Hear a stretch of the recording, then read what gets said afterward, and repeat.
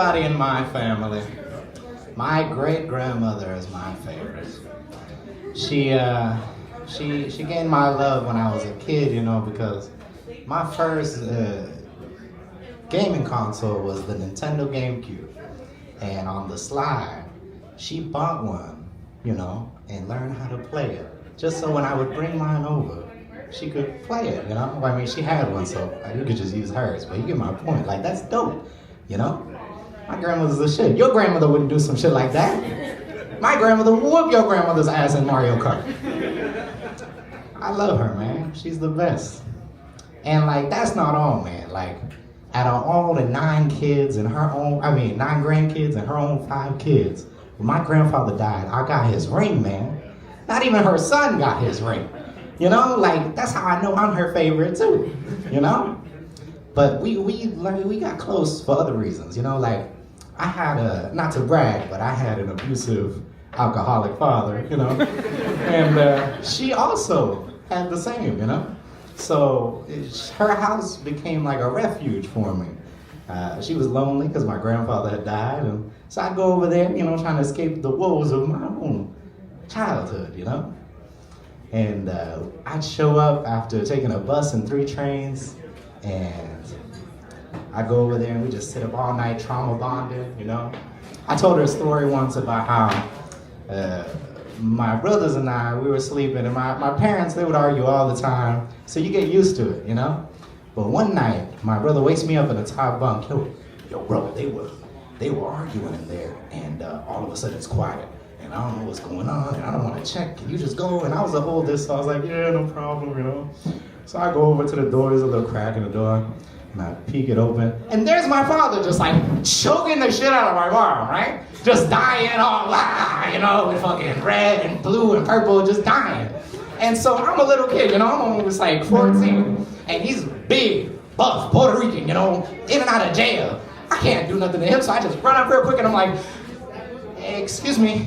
And he's like, he snaps out of it, he turns around, he's like, mind your business, adrenaline kicks in, it gets all slow, mind your business, oh, fucking I fly out. My mom pulls out this Bible that they're handing out in the projects door to door, leave my baby alone, fucking throws it fucking goes, open up all the pages, closes right at the perfect moment, boom, right in the tempo, he's like, boom, done, on the floor, And he's laying on the floor, and I get up, and I'm like, oh my God. And you see my brothers over here, you killed my dad. And my mom's like, leave my baby alone. And my dad's like, call the police. And I'm like, I'm not calling the police for you. Get the fuck out of here. And I just go, And she's like, Jeffrey, you think that's bad? I grew up down in Georgia, in shitty shit Georgia moonshine.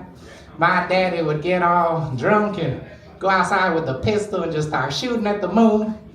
And he would scare all the farm animals. And my sweet mama would go out there and she'd try to soothe him, but she had to be quiet because if he caught her, he'd just start shooting her. And she'd be like, whoa, no, please, it's me, look. So we got close, So close, she gave me the key to her apartment. And when she would go back home to Georgia during the summers, she would say, come here anytime you want. And now that she's starting to die, because she's 87 years old, she's out of here soon, she's got mental decline. There's this deep pit of regret, because in the most heinous act of betrayal, as a young teenage boy, I used to bring bitches over my grandmother's house. And I know it's wrong, but it wasn't even good, man. You know how hard it is to fuck in front of fucking pictures of your family just like that, standing, And I would clean up afterwards, because I'm respectful. I'd go downstairs, throw the sheets in the laundry, wash everything up, crack the window to get the scent of sex out of the air, But one summer, I forgot to shut the window, and it's just a little crack. A pigeon came in, flew all around, and shit all over the apartment, and then died on her dresser. And I was the first person she called. Janet, sweetheart, were you over my house this summer? And I knew she must have known something. Like I either left a condom or a wrapper, or I didn't take out the trash, or what did I do? So I was like, no. And now that she's dying, man, I feel like I should tell her, you know? And I don't know if it's just to make me feel better, you know? But I might wait till she's really, really out there, you know, like on her deathbed. I go over, hold her hand. She's like, Clayton, that's her son. Clayton, is that you? Yeah, this is Clayton. Listen, remember that, Thank you very much. I'm Jevin Turkey. Jevin